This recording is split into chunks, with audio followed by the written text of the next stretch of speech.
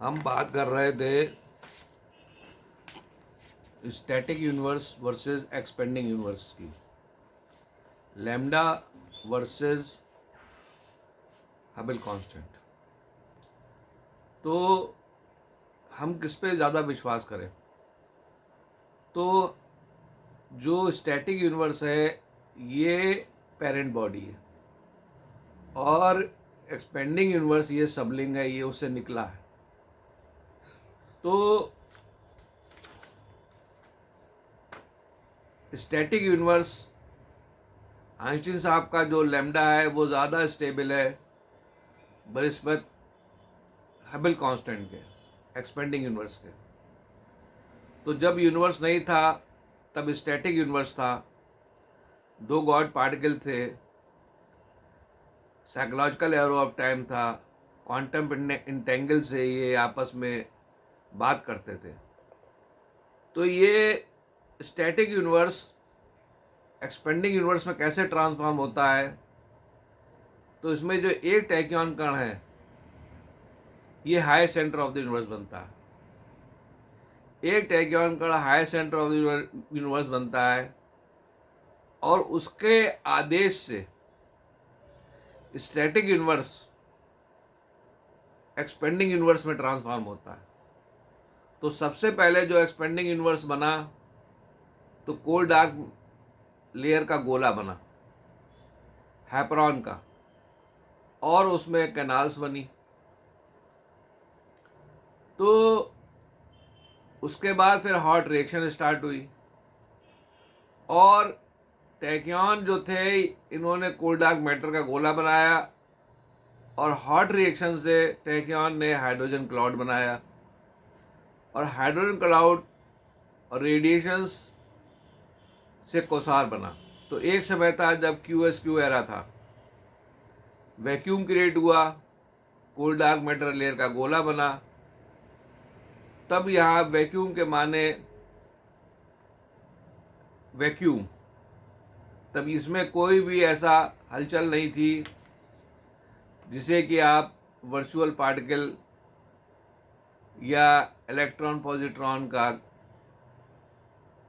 Annihilation metallisation समझे। तब कुछ नहीं था, केवल वैक्यूम था। तो फिर हॉट रिएक्शन स्टार्ट होती है और क्यू एरा आता है।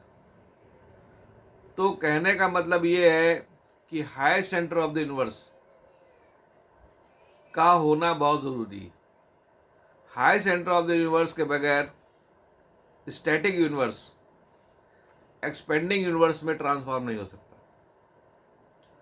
फिर हाई सेंटर आदेश देगा तो ये एक्सपेंशन हाल्ट करेगा, और जो कोसार है ये ब्लैक होल में ट्रांसफॉर्म होंगे, वाइट होल ब्लैक होल में ट्रांसफॉर्म होंगे, और जो भी क्रिएटेड मैटर है फर्मियन बोसॉन ये फिर से स्टैटिक यूनिवर्स इन्फिनाइट टैक्योन मास में कन्वर्ट हो जाएगा। तो जो साइकिल है वो स्टैटिक यूनिवर्स से एक्सपेंडिंग यूनिवर्स तभी आगे बढ़ेगी जब माइंड से ट्रिगर होता है, माइंड से ट्रिगर होता है, माइंड से ट्रिगर होता है। माइंड जो है वो high centre of the universe का है। तो आइए पहले मैं कोसार के बारे में बताऊं।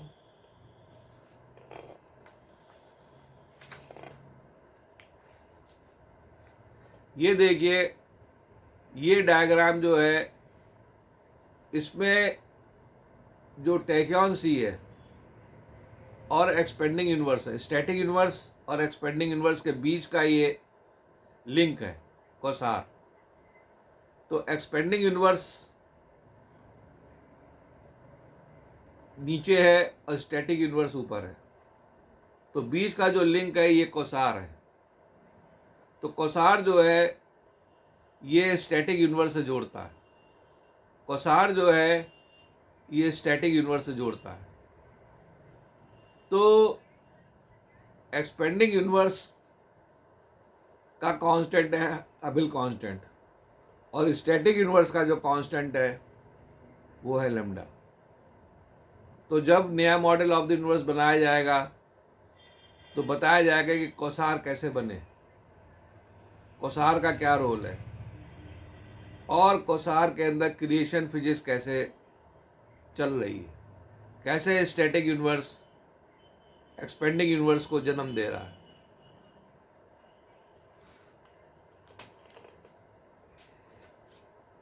ये high centre of the universe जो है टैक्योन का, उसका ये फोटो डिपिक्शन है।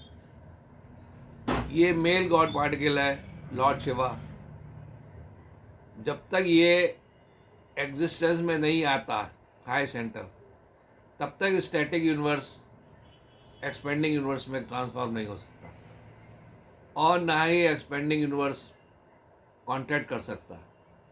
तो सारा क्रिएशन इनकी माइंड से हो रहा है।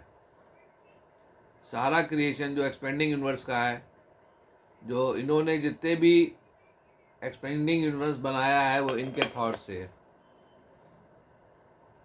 तो ये डायग्राम बहुत ज़रूरी है, फोटो डिपिक्शन, क्योंकि ज्ञान में गॉड पार्टिकल है और ध्यान में ये फोटो है। तो फोटो को जब हम ज्ञान से मिलाते हैं तो फिगरेंस ऑफ क्रिएटर पैदा होता है, फिगरेंस ऑफ क्रिएटर। तो क्रिएटर का ये फोटो डिपिक्शन है, क्रिएटर का ये फोटो डिपिक्शन है, जो कि टेलीपोर्ट होके इस फोटो में आया है।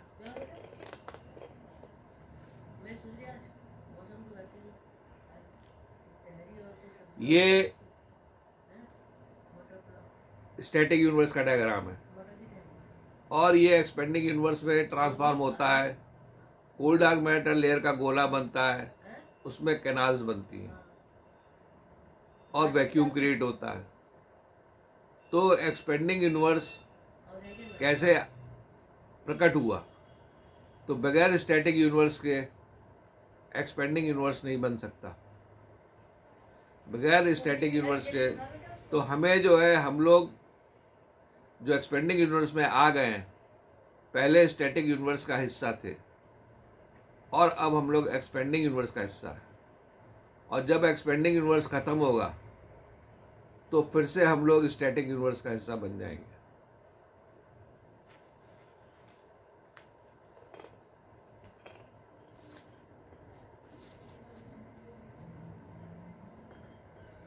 तो ये दो गॉड पार्टिकल हैं, ये दो गॉड पार्टिकल स्टैटिक यूनिवर्स भी बनाते हैं और एक्सपेंडिंग यूनिवर्स भी बनाते हैं। तो ये एक्सपेंडिंग यूनिवर्स ख़त्म हो जाएगा तो ये स्टैटिक यूनिवर्स का हिस्सा हो जाएंगे। तो ये साइक्लिक है। हम एक्सपेंडिंग यूनिवर्स स्टैटिक यूनिवर्स से निकलता है और फिर स्टैटिक यूनिवर्स में समाप्त हो जाता है।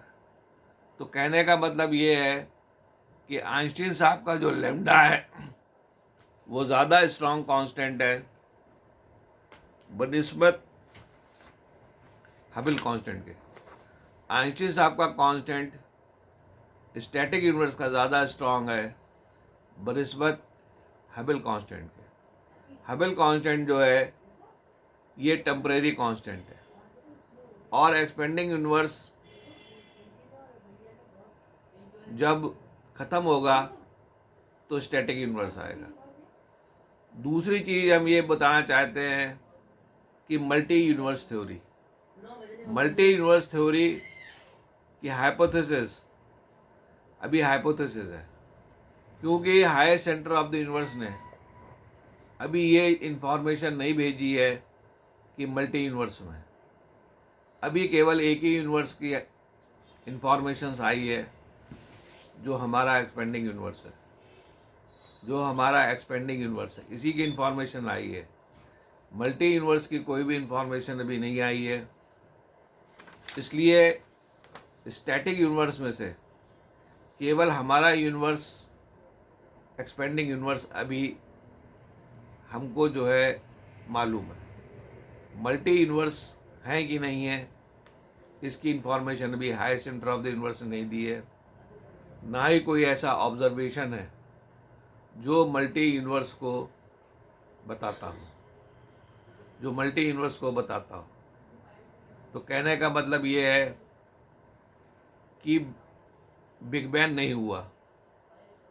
बिग बैंग एक गलत हाइपोथेसिस है, वेव मैकेनिक्स एक गलत हाइपोथेसिस है, श्रोडिंगर वेव फंक्शन गलत हाइपोथेसिस है, general theory of relativity space time curvature गलत हाइपोथेसिस है, E=mc² मास डिफेक्ट एक गलत हाइपोथेसिस है, और स्टीफन हॉकिंस साहब का ब्लैक होल भी गलत हाइपोथेसिस है।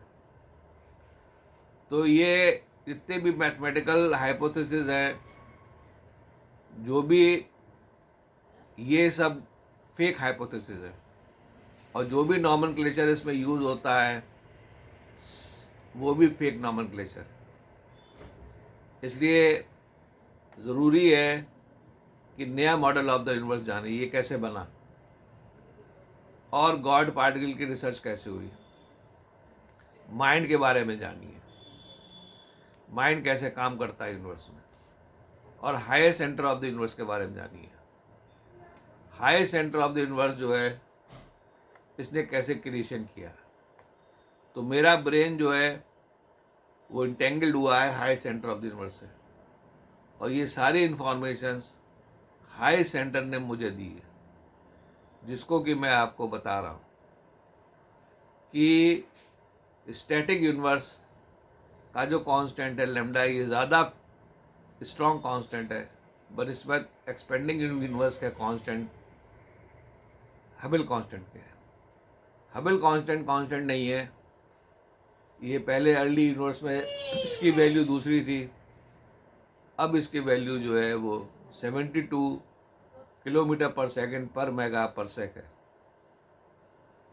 तो कहने का मतलब ये है कि हम जो है एक पेरेंट बॉडी स्टैटिक यूनिवर्स से निकले हैं और एक्सपेंडिंग यूनिवर्स में आ गए, जिसका कि कांस्टेंट हबल कांस्टेंट है।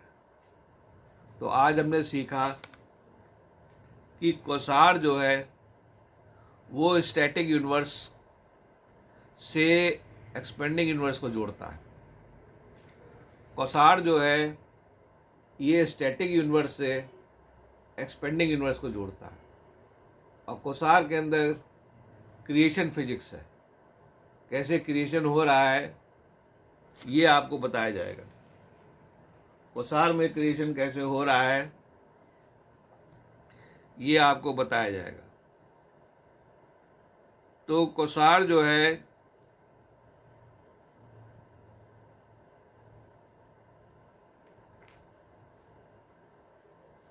ये थॉट प्रोग्रामिंग इंटरेक्शन इफेक्ट से काम करता है, थॉट प्रोग्रामिंग इंटरेक्शन इफेक्ट से काम करता है, और